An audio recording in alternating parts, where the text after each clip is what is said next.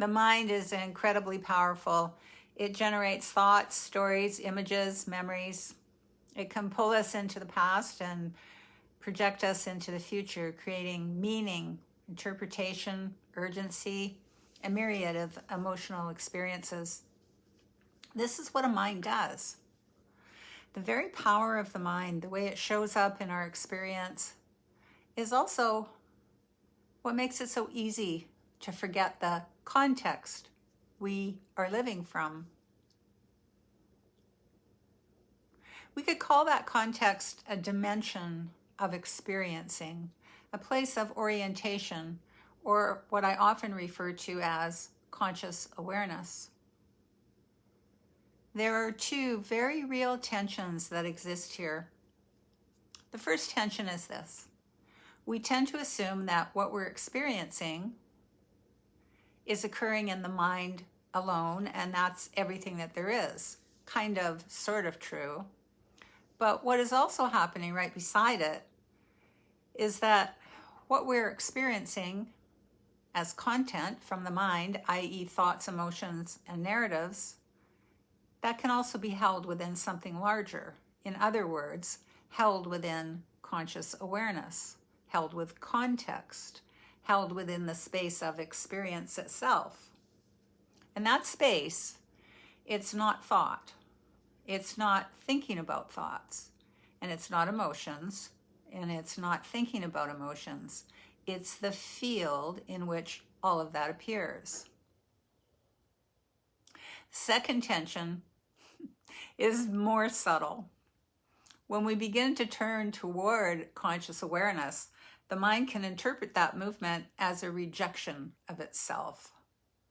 Like we're saying something is wrong with thinking, that the mind is a problem. And that's not what's happening here, not really.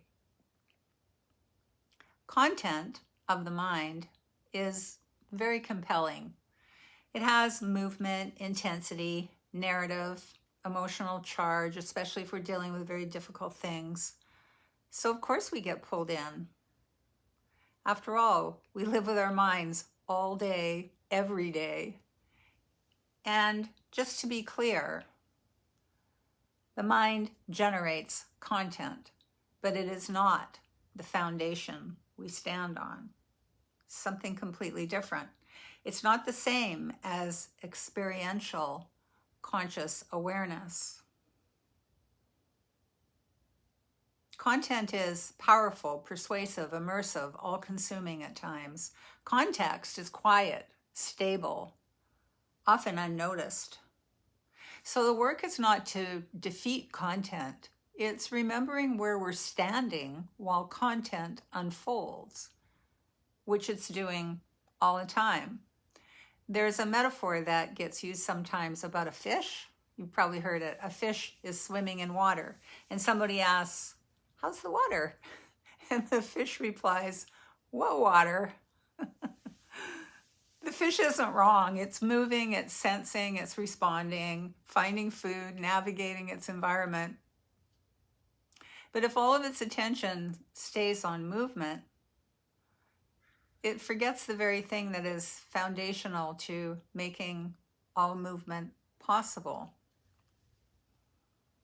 In the same way, most of us spend our lives attending to the content of our experiences, our thoughts, our emotions, what's happening, what's not happening,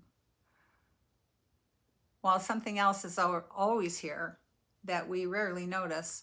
It's not our thoughts, it's not our emotions, and it's not thinking itself.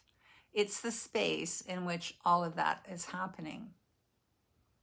What I've been calling context or conscious awareness.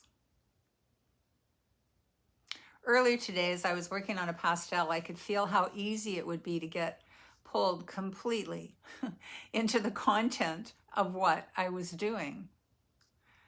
Trying to fix it, trying to make the painting better, trying to move it into getting it right, trying to make someone happy, even that.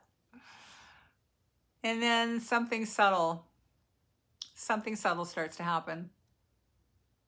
when there's even the smallest shift, when I'm not only inside of the doing, but also aware of the space I'm working from and in, something opens, not dramatically necessarily, but enough. It's not that the content disappears completely. Thoughts are still there, effort is still there, uncertainty is still there, is this good enough is still there. But it's all happening in something. And when that begins to be noticed, there's a different kind of relationship to what's happening that occurs.